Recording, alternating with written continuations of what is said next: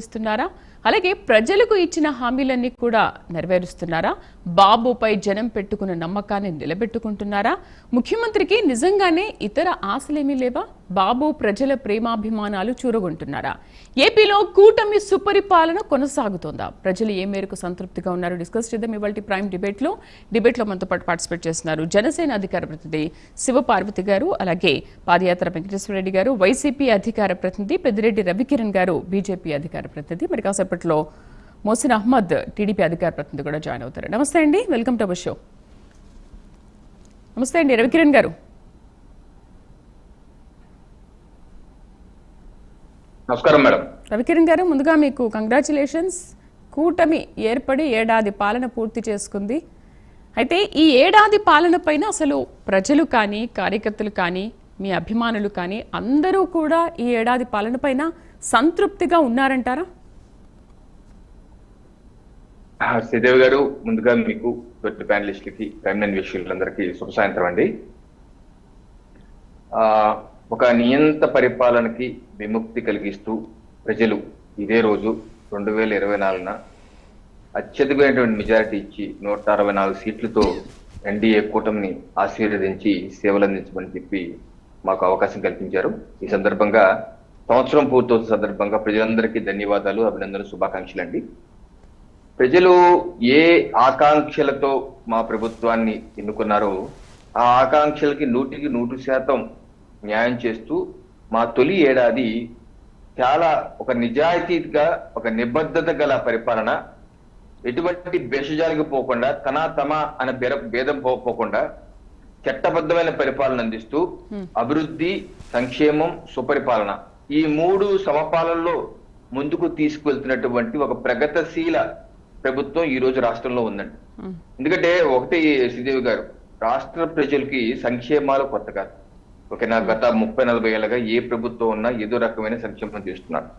కేవలం బట్టలను నొక్కి ఏదో రకం బట్టలు నొక్కేసి ఏదో నొక్కేస్తా అని చెప్పి భ్రమింప చేసేటువంటి పాలన ప్రజలు కోరుకోలేదు. దానికోసం మా మీద మాకు ఓట్లేదు.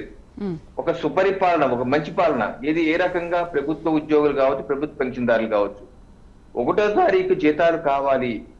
ఏదైతే ఆ గత ప్రభుత్వంలో 20వ తారీఖు వచ్చినో 20వ తారీఖు, అదేంటి అంటే రాజ్యాంగంలో ఎక్కడ రాసింది మీకు 1వ తారీఖు జీతాలు ఇవ్వాలి అని అక్కడ ఉందని అడిగిన వితండవాద ప్రభుత్వాన్ని, అటువంటి ప్రభుత్వాన్ని ప్రజలు పక్కకు పెట్టారు. ఈ రోజు అలా కాదు కదా.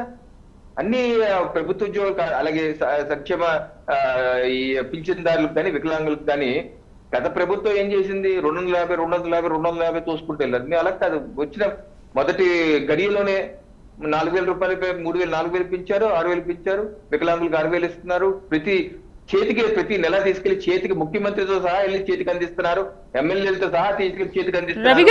రవి గారు, మీరు అధికారంలోకి వచ్చిన తర్వాత అప్పటి నుంచి కూడా మీరు చేసింది అది ఒక్కటే, పెన్షన్ మాత్రమే ఇప్పటికీ కూడా ఇంటింటికి వెళ్ళి పంపిణీ చేస్తున్నారు.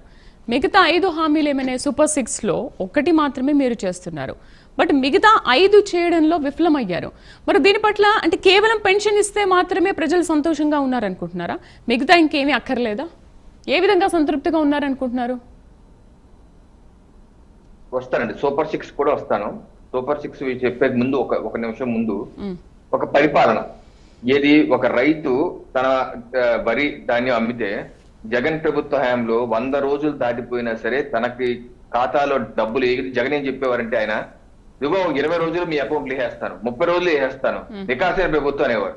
అటువంటిది ఏమీ చేయకుండా, రైతులకు ఇవ్వకుండా వాళ్ళని ఇబ్బంది పెట్టారు. మా ప్రభుత్వం అలా కాదండి. 24 గంటలు తప్పితే 48 గంటల్లో వాళ్ళ ఖాతాల్లో డబ్బులు జమేస్తున్నాం. ఈ రోజు వాళ్ళ యొక్క ఏదైతే ధాన్యం అమ్మేదానికి తూలికలు ఎన్ని ఉంటాయి అన్ని సెట్ చేసాం. గత ప్రభుత్వం రైస్ మిల్లులు పాలు చేసింది, మేము అలా చేయలేదు కదా.